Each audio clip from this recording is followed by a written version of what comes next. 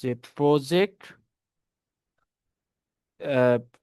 আচ্ছা রেকর্ড মনে হয় আমার অন করতে ভুলে গেছিল, রাইট? আবার শুরু করি। আসসালামু আলাইকুম, আমি Maruf Billah, lecturer department of CSC BUBT. আজকে আমরা ডিসকাস করব লেকচার 36 নিয়ে, যেখানে আমরা দুইটা টপিকস নিয়ে আর কি আলোচনা করব। একটা হচ্ছে প্রজেক্ট রিসোর্স ম্যানেজমেন্ট, আর একটা হচ্ছে প্রজেক্ট টাইম ম্যানেজমেন্ট। আমার কথা শোনা যাচ্ছে, রাইট? জি স্যার, শোনা যাচ্ছে। ওকে, ওকে। সো ফার্স্ট অফ অল যদি দেখি আমরা যে প্রজেক্ট রিসোর্স ম্যানেজমেন্ট, সো এইটা মানে কি?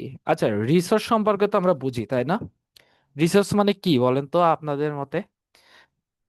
মানে ওই প্রজেক্ট রিসোর্স, প্রজেক্টটা করতে যা যা প্রয়োজন আমার, সোজা কথা। হ্যাঁ, একটা প্রজেক্ট ধরেন আপনারা একটা প্রজেক্ট ডেভেলপ করবেন আর কি, একটা প্রজেক্ট করবেন। সেখানে এই একটা প্রজেক্ট করার জন্য আমাদের কিন্তু অনেক কিছু দরকার হয়, যেমন অনেক টাইপের রিসোর্সও দরকার হয়। সো এটা হচ্ছে প্রজেক্ট রিসোর্স ম্যানেজমেন্ট। সো এখানে যদি ডেফিনেশনের দিকে তাকাই, যে ফার্স্ট অফ অল এখানে লেখা আছে যে project resource management involves planning, accurate, allocating and managing resources effectively to complete a project. So দেখেন এইখানে কয়েকটা রিসোর্সের ব্যাপার আছে, একটা হচ্ছে পিপল, ম্যাটেরিয়ালস, আর একটা হচ্ছে equipment. So project resource management বলতে কি বোঝাচ্ছে, যে একটা প্রজেক্ট কমপ্লিট করার জন্য, যেমন একটা প্রজেক্টের ভিতরে কি থাকে, ফার্স্ট অফ অল আপনার একটা প্ল্যান করতে হয়। একটা প্রজেক্ট কমপ্লিট করতে গেলে ফার্স্টে কি করতে হয়?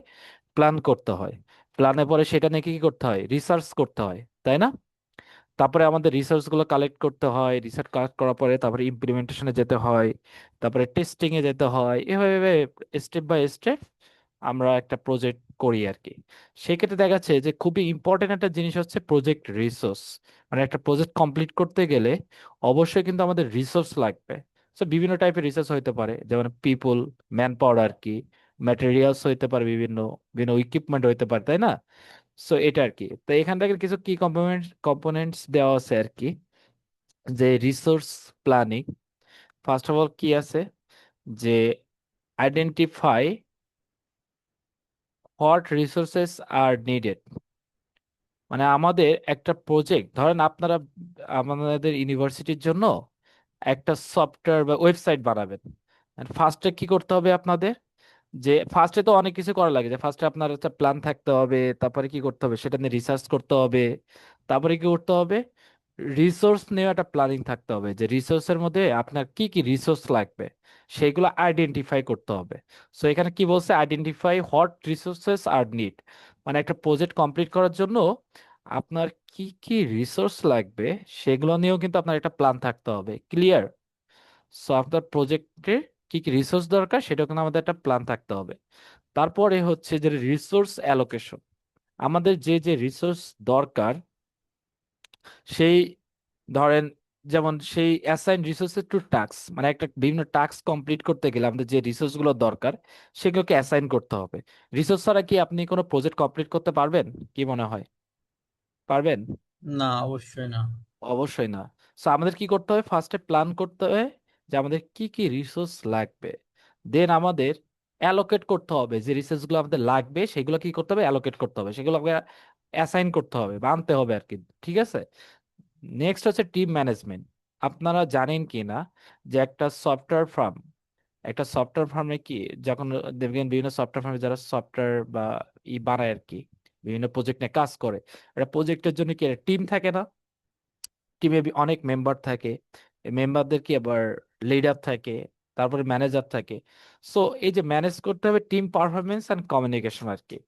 নেক্সট বলছে যে রিসোর্স অপটিমাইজেশন। এখন মনে করেন আপনার একটা প্রজেক্টের জন্য রিসোর্স দরকার, এখন তাই বলে কি আমাদের রিসোর্সকে নষ্ট করা যাবে? যে আমি ইচ্ছা মতো রিসোর্স নিলাম, তাহলে আপনার প্রজেক্টে এত রিসোর্স দরকার ছিল না, একটা প্রজেক্ট কমপ্লিট করতে আপনার এত রিসোর্স দরকার ছিল না, বাট আপনি খুবই বেশি রিসোর্স নিছেন। এটা কি আসলে ঠিক হবে? না, তাই না? সো আমাদের কি করতে হবে, use resources efficiently and avoid cost. মানে আমাদের খুবই ইফিশিয়েন্টলি রিসোর্স গুলো ইউজ করতে হবে, যেন এখানে নষ্ট না হয়। ক্লিয়ার আমি যা যা বললাম? জি স্যার। আচ্ছা, নেক্সট যদি আমরা দেখি যে টাইপস অফ রিসোর্সেস, রিসোর্স বিভিন্ন টাইপের হইতে পারে। যেমন হিউম্যান রিসোর্সেস।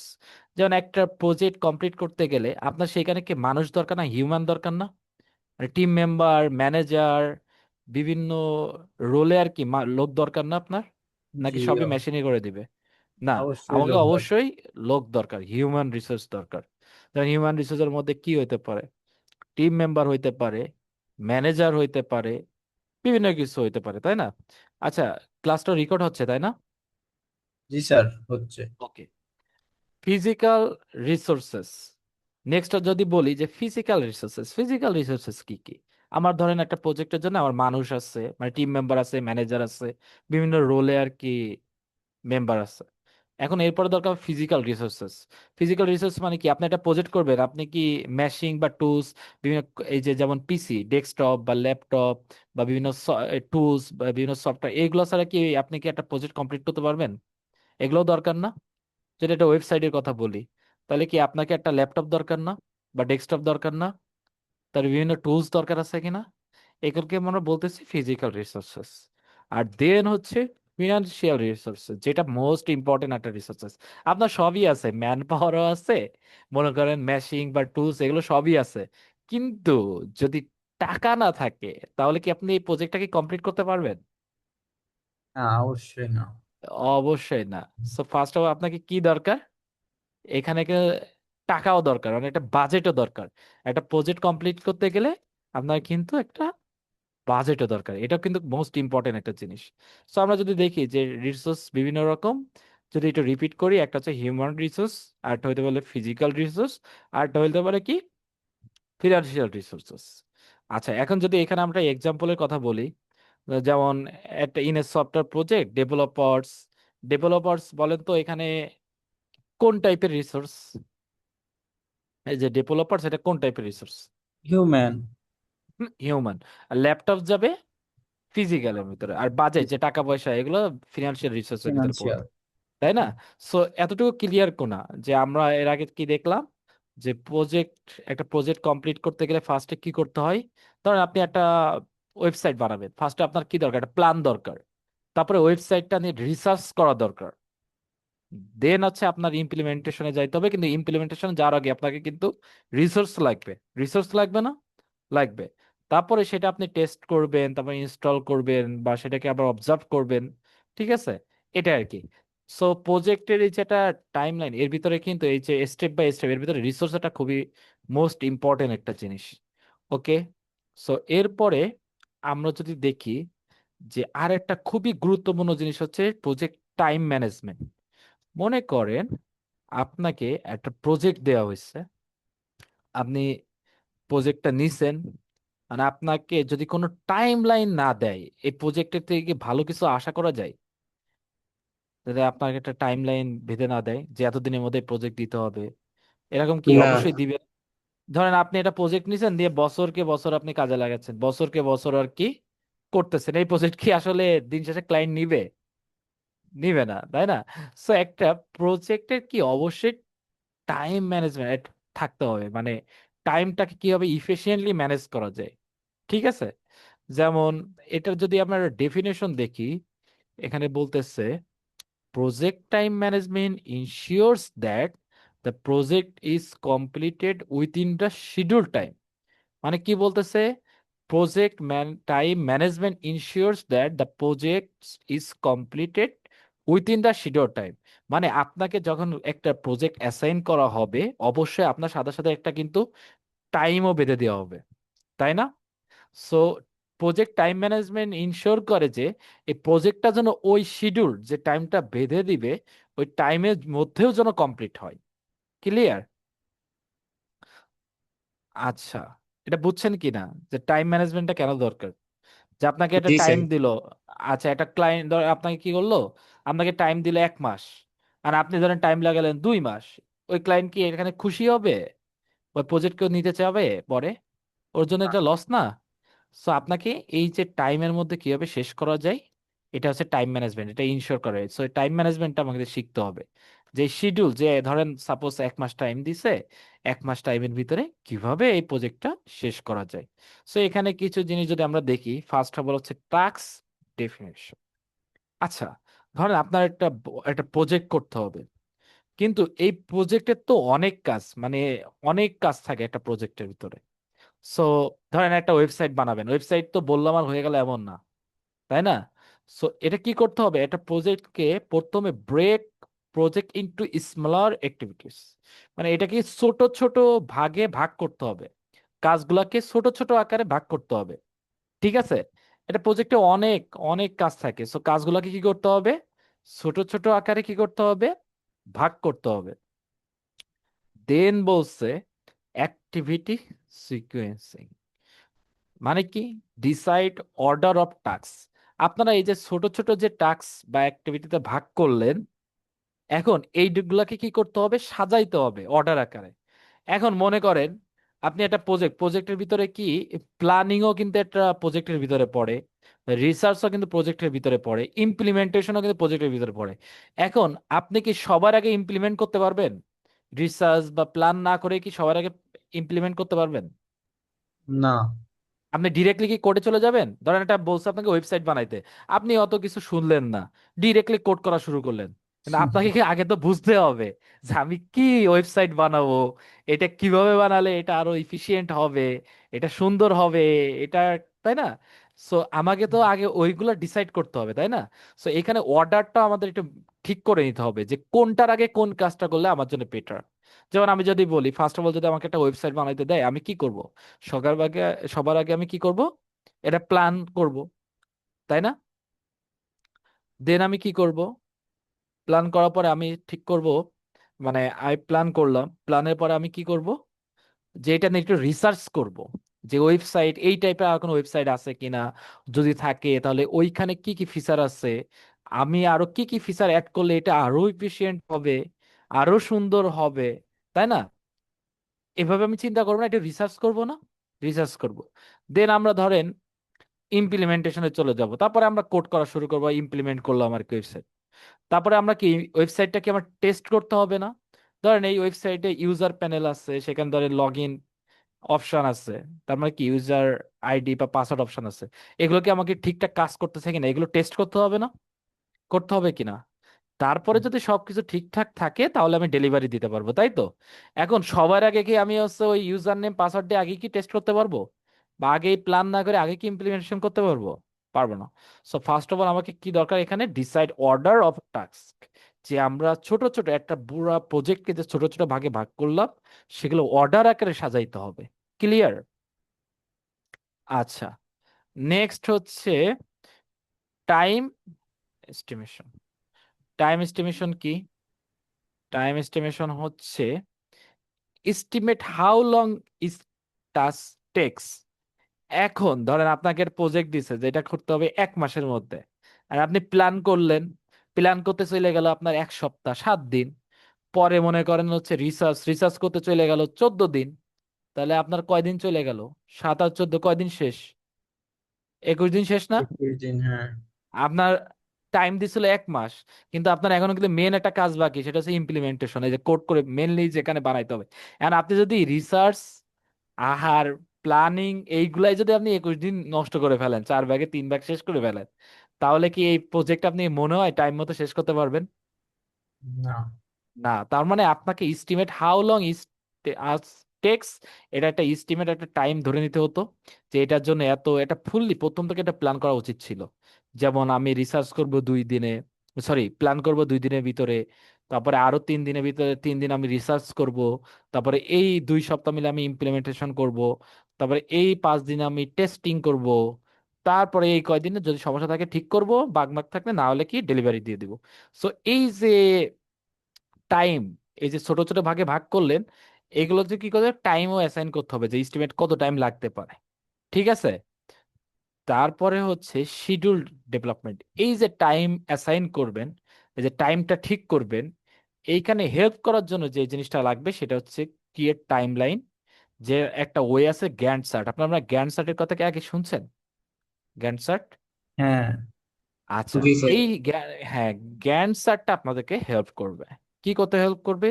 এই যে টাইম অ্যাসাইন করতে, এই যে এক মাসের মধ্যে কোন জায়গায় কত টাইম দেওয়া যেতে পারে, রিসার্চের জন্য কত টাইম দিব, প্ল্যানিং এর জন্য কত টাইম দিব, ইমপ্লিমেন্টেশনের জন্য কত টাইম দিব, এগুলো সবই এই গ্যান্ট চার্টের মাধ্যমে একটা ক্যালেন্ডার ধরে নিতে পারে।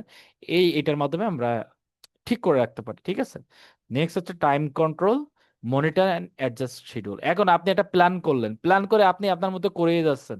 মনে করেন আপনি যেখানে টাইম রাখছিলেন প্ল্যানিং এর জন্য 2 দিন, আপনি এখানে 4 দিন চলে গেছে, তাহলে কি হবে? সো আপনাকে একটু মনিটর করতে হবে এবং অ্যাডজাস্ট শিডিউলটা অ্যাডজাস্ট করতে হবে। যদি একদিন বেশি চলে যায়, তাহলে অন্য জায়গায় একটু একদিন আমার কম নিতে হবে, তাই না?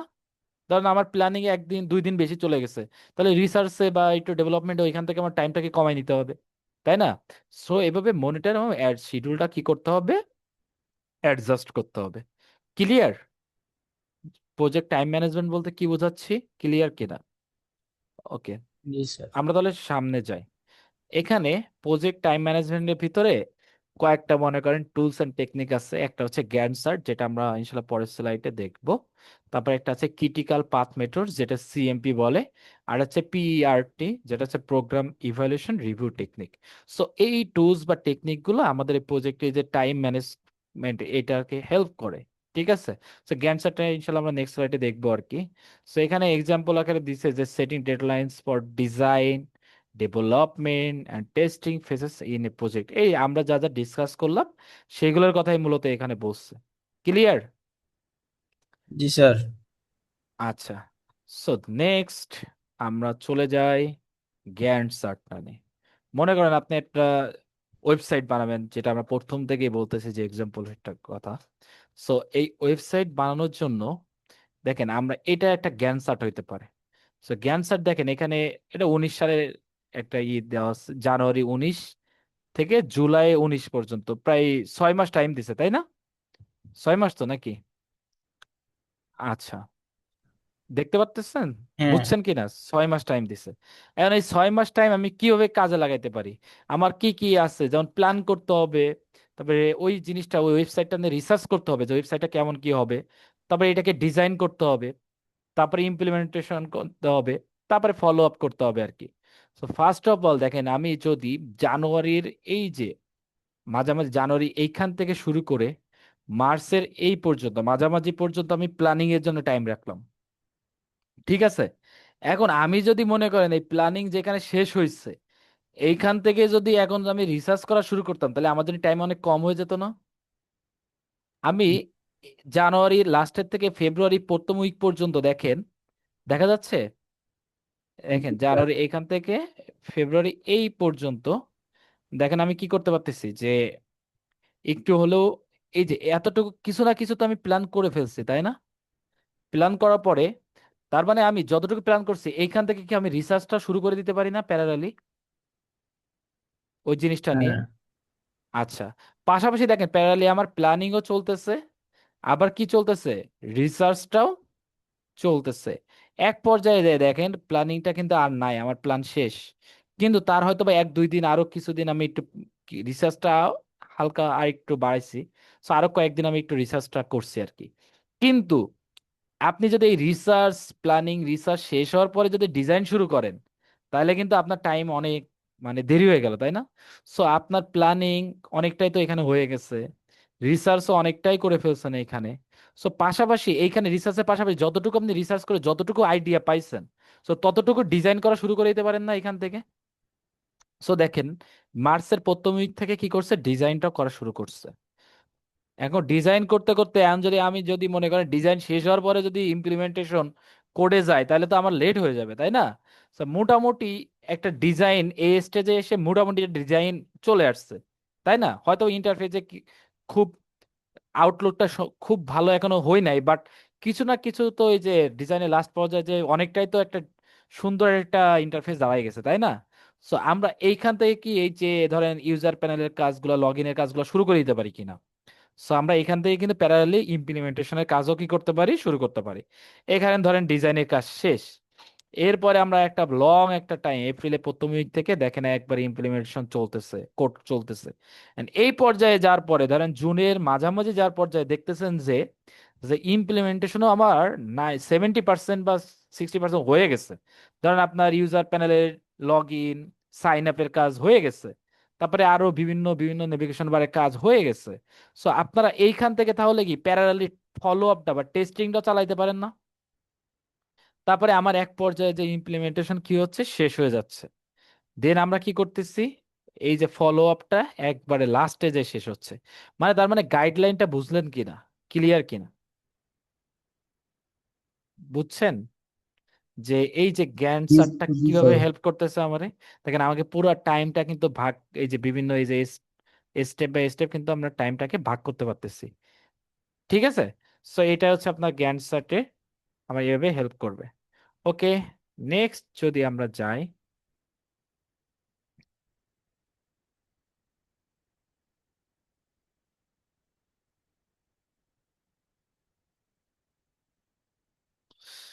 আচ্ছা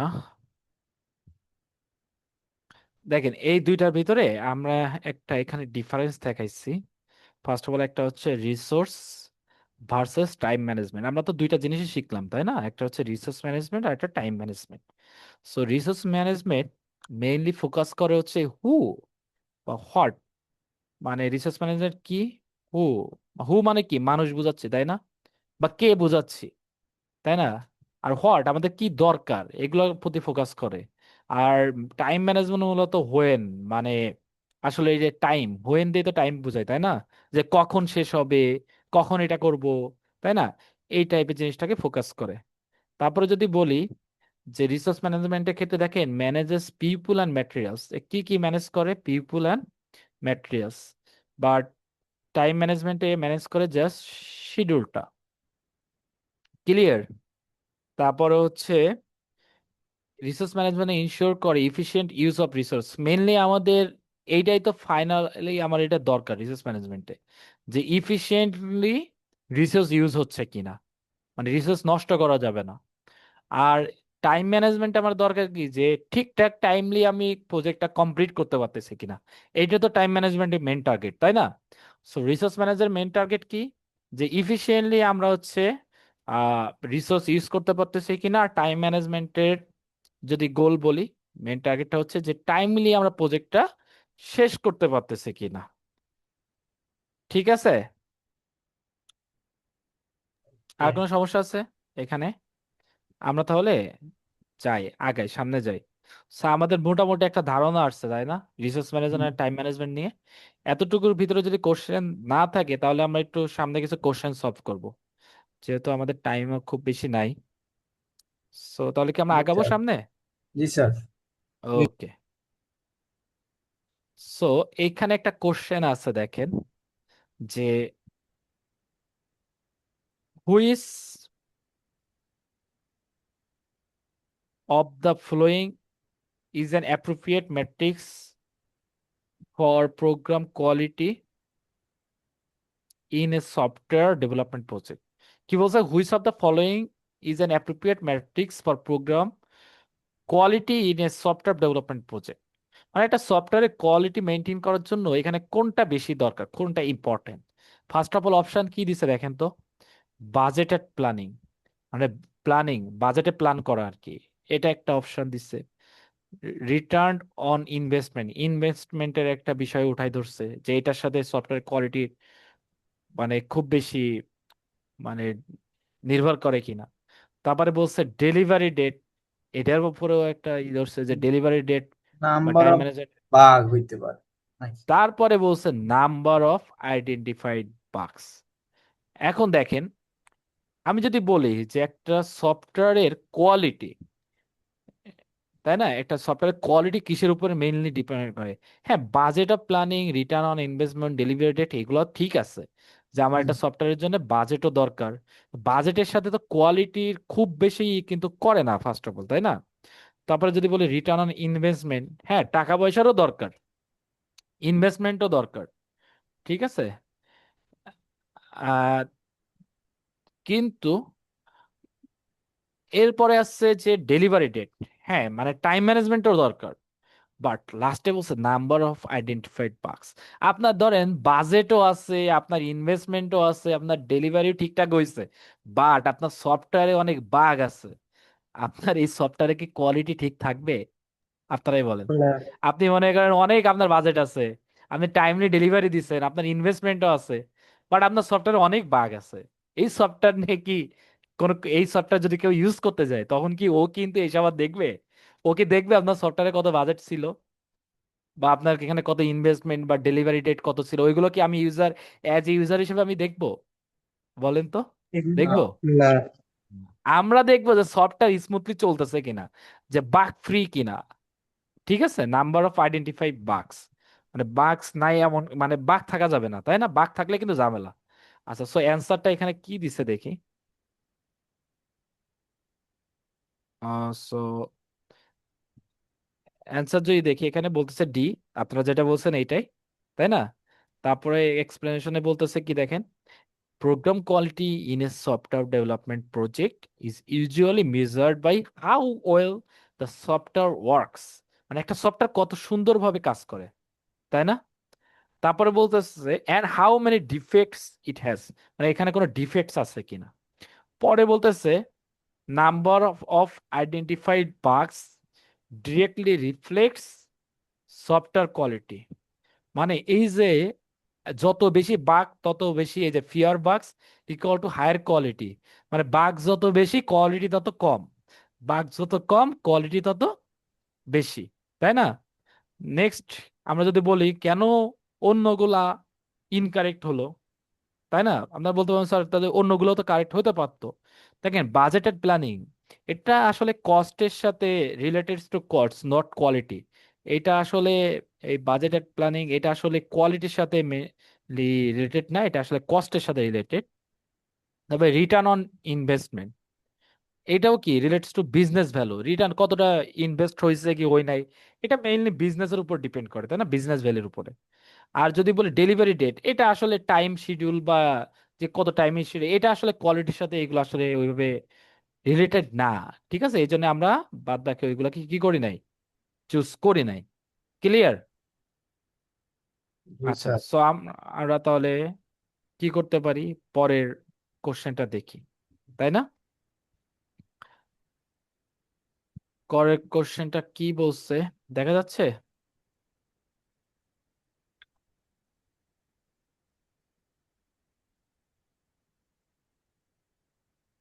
জি ভাই দেখা যায়, সরি স্যার দেখা যায়।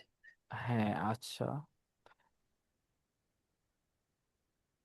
আচ্ছা, দেখেন এখানে বলা যায় যে when the outsourced development project of a system has passed beyond its halfway mark, there is a request from the outsourcer for adding a function to the system.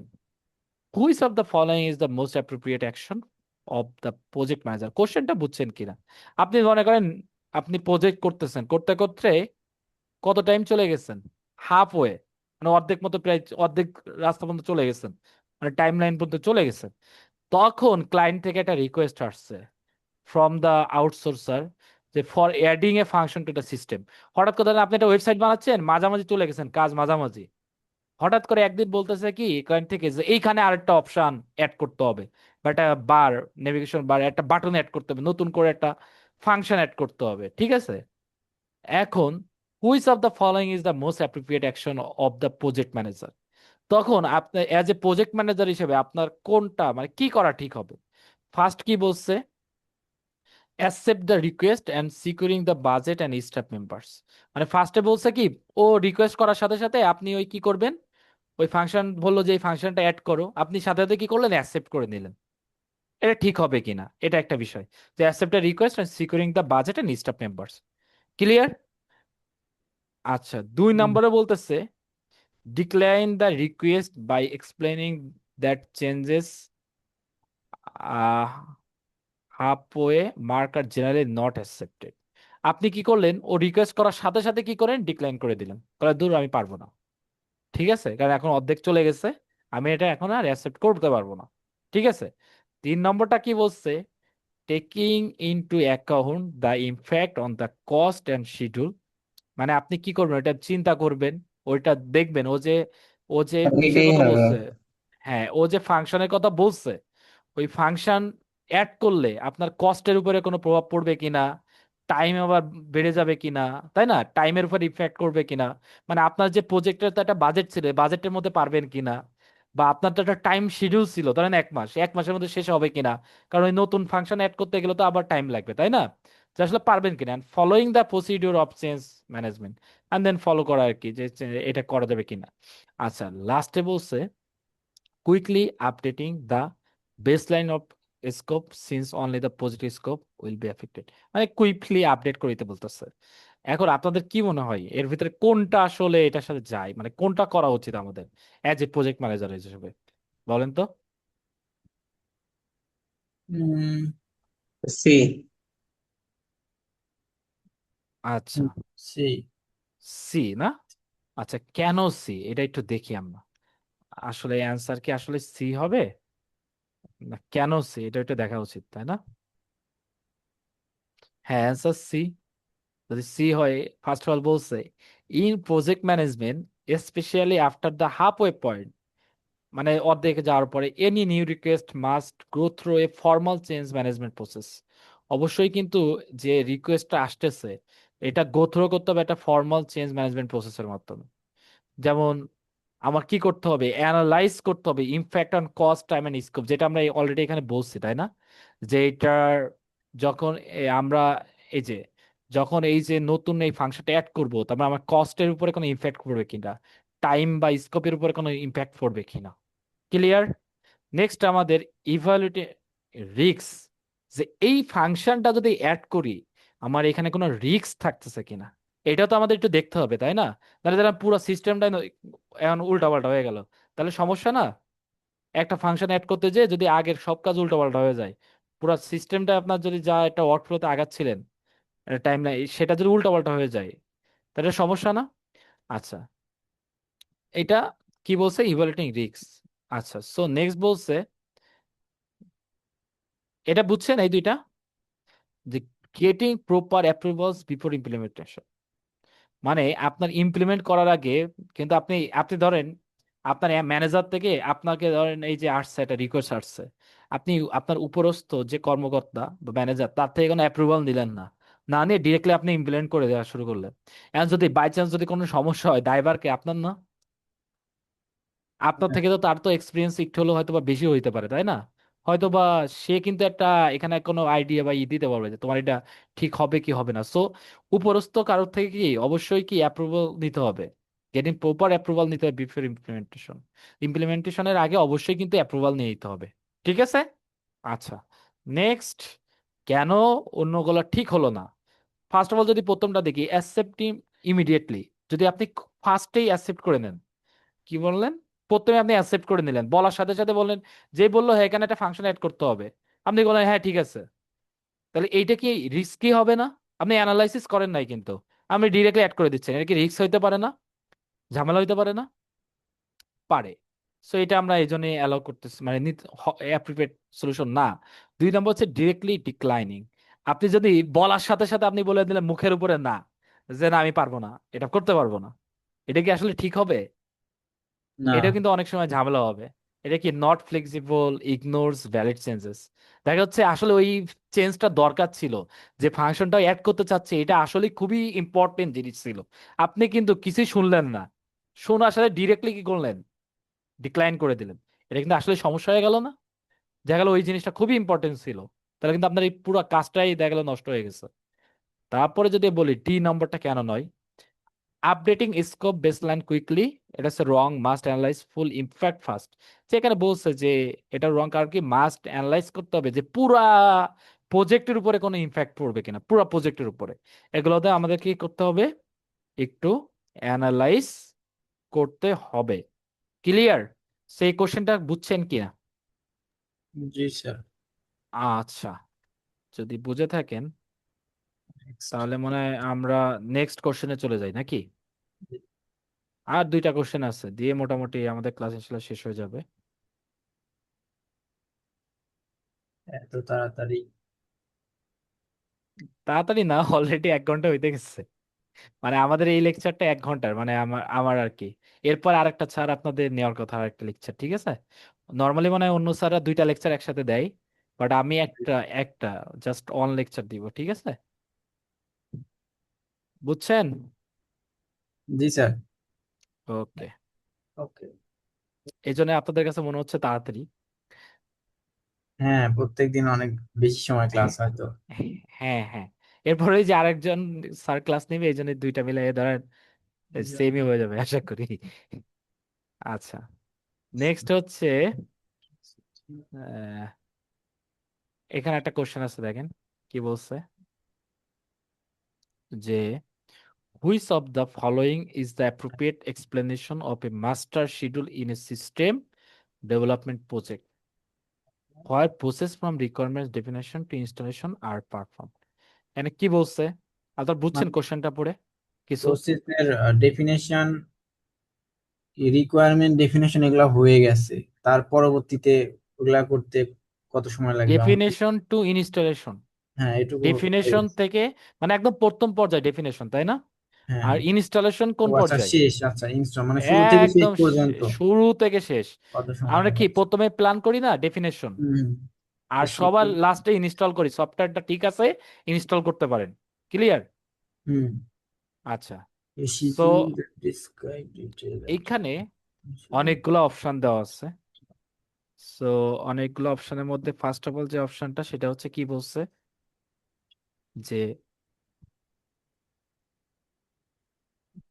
a schedule that describes in detail the activities of on week, মানে এটাকে select করবেন কিনা, যেখানে কি থাকবে একটা schedule আছে যেখানে ডিসক্রাইব করছে the detail activity of on week, এক সপ্তাহে আপনি কি কি করছেন পুরো সব কিছু ডিটেললি বর্ণনা করছে।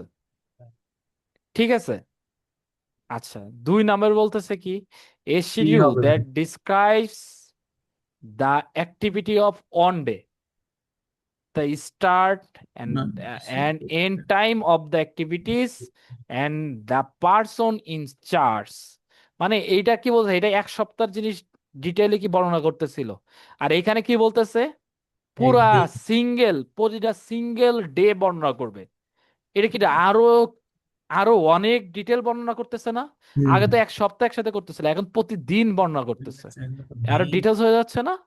আচ্ছা, হ্যাঁ। নেক্সট যদি বলি, যে a schedule that describes in detail the activities of the main process, মানে এখানে হুম, একটা শিডিউলের কথা বলতেছে যেখানে এটা ডিসক্রাইব মনে হয় করবে in detail the activities of main process, মানে মেইন প্রসেস, যে main process, just main process গুলা কি না, এটা করবে। তো তাহলে ডি হবে। হ্যাঁ, জাস্ট দেখি আমরা একটু জাস্ট, হুম। যে মেন প্রসেস গুলাকে ও কি করতেছে বর্ণনা করতেছে। তাহলে প্রথমটা কি ছিল, যে একটা সপ্তাহ উইকলি বাই উইক আর কি বর্ণনা করতেছিল, তার মানে যদি এক সপ্তাহ হয়, সরি এক মাসের প্রজেক্ট হয়, আপনার কিন্তু 4 সপ্তাহ 4 বার, হ্যাঁ। অনেক ডিটেল বর্ণনা করা লাগবে, তাই না? এই সপ্তাহের মধ্যে কি কি করছেন, এই হ্যান ত্যান অনেক কিছু। আর যদি প্রতিদিন ডিটেলে বর্ণনা করেন, এটা আরো ঝামেলা।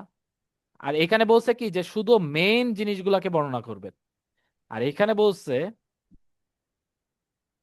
এ শিডিউল, মানে এমন একটা শিডিউল যেখানে that aggregates that the main deliveries and activities of the inter project, মানে এখানে মেইন গুলো তো বলবে, পাশাপাশি কি করবে, ইন্টার প্রজেক্টের অ্যাক্টিভিটি নিয়েও কিন্তু আবার বলবে।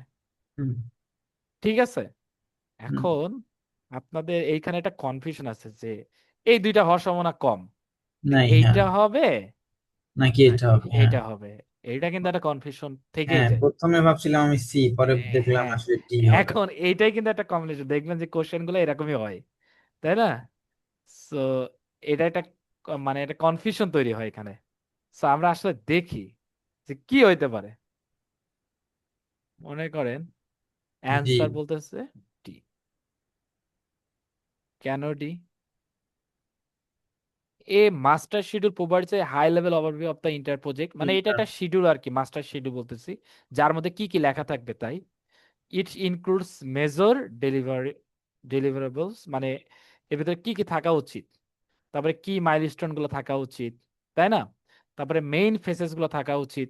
মেইন ফেসেস মানে কি বোঝায় বলতো, ওই যে প্রথমে রিকোয়ারমেন্ট গুলো অ্যানালাইসিস করতে হবে, মানে প্ল্যান করতে হবে, রিসার্চ করতে হবে, তারপরে ডিজাইন, এগুলো একটু বর্ণনা করা উচিত। তারপরে ডেভেলপমেন্ট, এটাও থাকা উচিত না শিডিউলারে? আবার অবশ্যই। ডেভেলপমেন্টে কত টাইম থাকবে, তারপরে টেস্টিং এ কত টাইম দিচ্ছে, ইনস্টলেশনে কেমন টাইম বা ইনস্টলেশনে কি কি লাগবে, এগুলো একটু বলা উচিত। ঠিক আছে? So it is not very detail, মানে এটা খুব বেশি ডিটেলে বলতেছে না, but gives a big picture of the whole project timeline.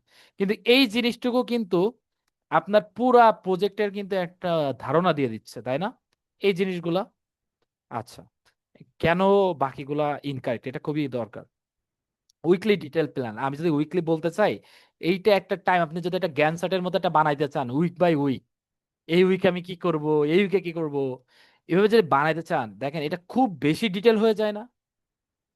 হ্যাঁ, আচ্ছা, তার বলছে ডেইলি শিডিউল, যদি আপনি ডেইলি বানাই, এটা ভেরি ডিটেল, ওটা তো টু ডিটেলড। আরো এটা বেশি। Very detail, not master level, এটা আসলে মাস্টার লেভেলে না। এটাও কিন্তু অনেক, ডেইলি শিডিউল বলে কিন্তু অনেক বেশি টাইম লাগবে, অনেক বেশি বলা লাগবে আপনার, তাই না? অনেক বেশি। আর সি কেন নাই? কারণ detail activities of process still too detail, এটাও কিন্তু আপনার স্টিল অনেক কিছু বলা লাগতেছে। ঠিক আছে, এখানে ডিসক্রাইব বলছে, ঠিক আছে। আর এখানে অ্যাগ্রিগেটস দ্য মেইন ডেলিভারিজ, এখানে বলছে aggregate the main deliveries and activities of the inter project, এগুলো অ্যাগ্রিগেটস দ্য মেইন জিনিসগুলো। আর এখানে বলছে describes in detail activities of the main process. মানে এখন পার্থক্যটা বুঝছেন কিনা? মানে কি বুঝছেন? সি, ডি এর থেকে সি আরো বেশি মানে হ্যাঁ, ডি থেকে সি detail? কিন্তু আরেকটু বেশি বলে ফেলতেছে। আচ্ছা আচ্ছা, ওই জন্য হবে না। হ্যাঁ, এই জন্য হবে না, মানে এটা মাস্টার লেভেলে তাহলে মানে যায় না মাস্টারে আসলে। এই এই জিনিসগুলো থাকতে হবে হ্যাঁ, ওতে। হ্যাঁ, মাস্টার লেভেলে এই জিনিসগুলো থাকতে হবে। ক্লিয়ার? জি স্যার। আচ্ছা, সো আমাদের লাস্ট এক্সাম্পল, এটা দিয়ে শেষ করবো। এক্সাম্পল গুলো মজার আছে না?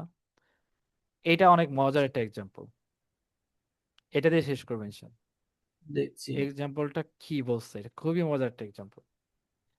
The activities and milestones of a project are shown in the arrow diagram below.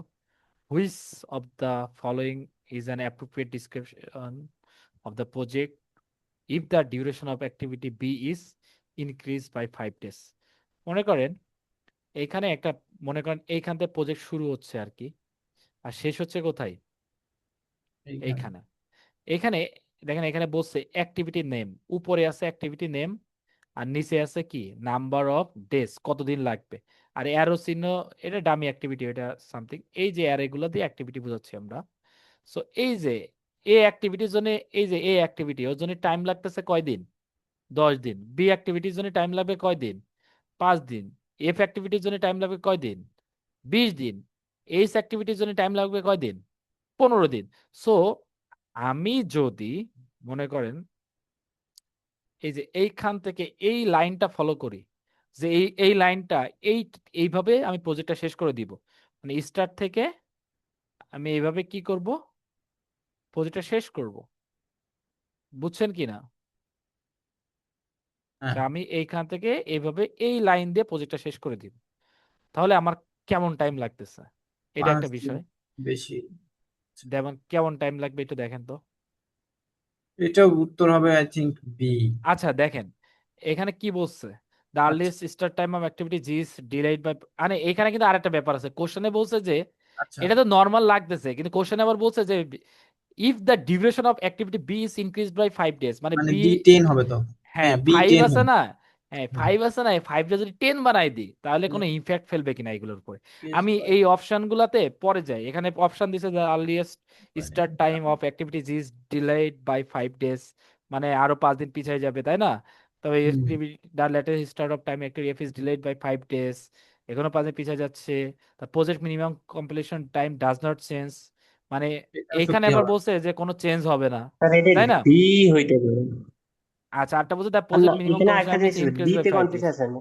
B, আচ্ছা হ্যাঁ, এখানে যে বি দেওয়া আছে, বি তে কি হ্যাঁ। Latest start time of activity F বলতে কি 5 দিন পরে শুরু হবে বোঝাচ্ছে নাকি? না, না, এইটা টাইমই 5 দিন দেওয়া আছে না, এখন যদি এখানে টাইম 10 দিন ধরা হয়, হ্যাঁ, দশ তাহলে দিন দশ হয়ে দিন যায়। হ্যাঁ, দেখেন এখন আমরা একটু তার মানে তো এটা, এফ শুরু হতে তো দেরি হবে। হ্যাঁ এগুলো একটু দেখি আসলে। ধরেন আমাকে 5 দিন বাড়াই নাই, আমি নর্মালি কতদিন লাগে, আমি 5 দিন বাড়ানোর কথা ভুলে গেলাম, 5 দিন আমার বাড়াই নাই, ভুলে গেছি। ঠিক আছে, তাহলে নর্মালি আমার কেমন টাইম লাগবে দেখেন, যদি আমি একটু, 50। 65।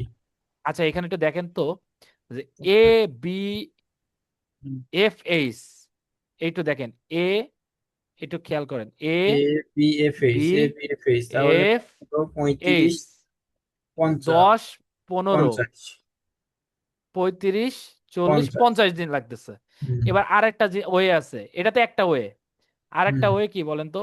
এটা তো একটা ওয়ে, হ্যাঁ, এই যে তাই নিচ না? দিয়ে আসবে আর কি, এ হুম। C D. আরেকটা ওয়ে হচ্ছে এ বি, ও আচ্ছা, এইখান আরেকটা থেকে ই। এইখান থেকে গেল, এইখান থেকে হ্যাঁ, গেল, এখানে কত হয় বলেন তো?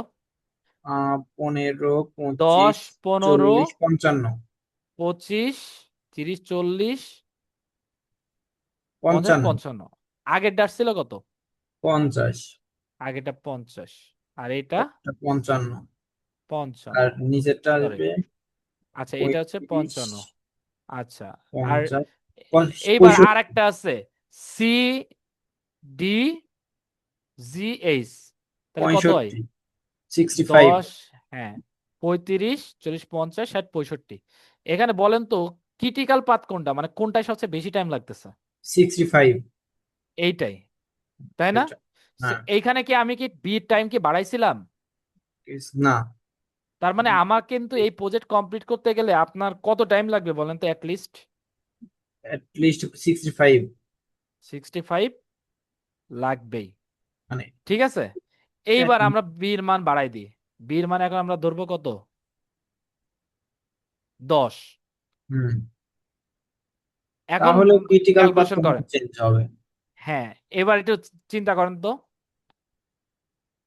এ যদি এই রুটে যায়, A B E F H, কত টাইম লাগবে? এটা 10, তাহলে 10, 60 20, লাগবে। 30, 40, এই যে 10, 10, 20, 55। 40, 50, 55, হ্যাঁ। রাইট? 55।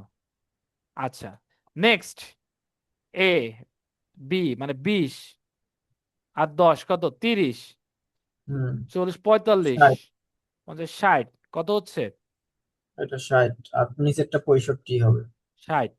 নিচেরটা 10, 35, 40, 50, 60, 65। তাহলে ক্রিটিক্যাল পাথ এখানেও আমার কত? 65। 65। তাহলে আমার বির মান যে চেঞ্জ করলাম, চেঞ্জ করে আমার ক্রিটিক্যাল পাথে কোনো চেঞ্জ হয়েছে? আমার এই যে ম্যাক্সিমাম যে টাইমটা লাগতেছে এখানে কোনো ইমপ্যাক্ট ফেলছে? না, এই না, বুঝছেন? কোনো কিন্তু ইমপ্যাক্ট ফেলে নাই। কিন্তু কোশ্চেনে তো বলা আছে যে দা কোশ্চেনে ক্রিটিক্যাল মিনিমাম পাথ নেই, কিছু কম্পাইলেশন, নেই, এটা মিনিমাম ক্রিটিক্যাল মিনিমাম। পাথ না মানে, হ্যাঁ ক্রিটিক্যাল পাথ না, এখানে which of the following and appropriate description of project if the duration. এখানে মিনিমামের কথা বলি নাই, এখানে কি বলছে দেখেন, কারণ কোনটা অ্যাপ্রোপ্রিয়েট। এখানে বলছে project minimum complete time does not change. হ্যাঁ, তারপরে এইটা হচ্ছে তো বস আর্লিয়েস্ট আচ্ছা, টাইম এখানে যে এটাই। ডামি অ্যাক্টিভিটি আছে, আমরা চাইলে কি সি ওইটা থেকে বাদ ই বাদ। দেন জি না, দেন ডামি এইচ করতে অ্যাক্টিভিটি পারবো? আমরা নিতে ডামি পারবো মানে না। ডামি, ওইটা ইউজ করা যাবে না এটা সোজা ইউজ কথা। করা যাবে না ডামি। ইউজ করা যাবে না, এখন আচ্ছা। হ্যাঁ, বুঝছেন? এখানে দেখেন এই পরের স্লাইডে আমরা একটু যদি যাই, এখানে যা আমরা যা যা ডিসক্রাইব করলাম, যে এখানে দেখেন এটা হচ্ছে 55 days, 65 days, 50 days, after increasing B by 5 days. আমরা যদি 5 দিন করে বাড়াই এটা হবে 60 ডেজ, এটা 55 ডেজ, এটা আনচেঞ্জড। স্টিল এটা কিন্তু লংগেস্ট। ঠিক আছে, সো এটা কোনো চেঞ্জ হচ্ছে না, এটা বোঝাইছে আর কি। ঠিক আছে, সো এত কিছুর পরে আমাদের টাইম শেষ, আরেকটা স্যার, আরেকজন স্যার ওয়েট করতেছেন। ঠিক আছে, সো অ্যান্সার এতটুকুই সি। ছিল আর কি। আর ঠিক আছে, এক্সপ্লেনেশন আরেকবার যদি দেখেন আচ্ছা আমি যাচ্ছি। কোশ্চেনটাতে। হ্যাঁ,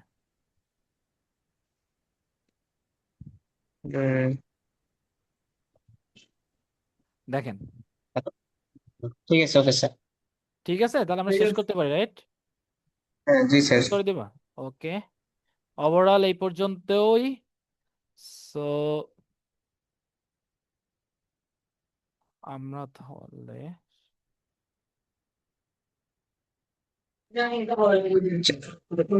স্যার আছেন?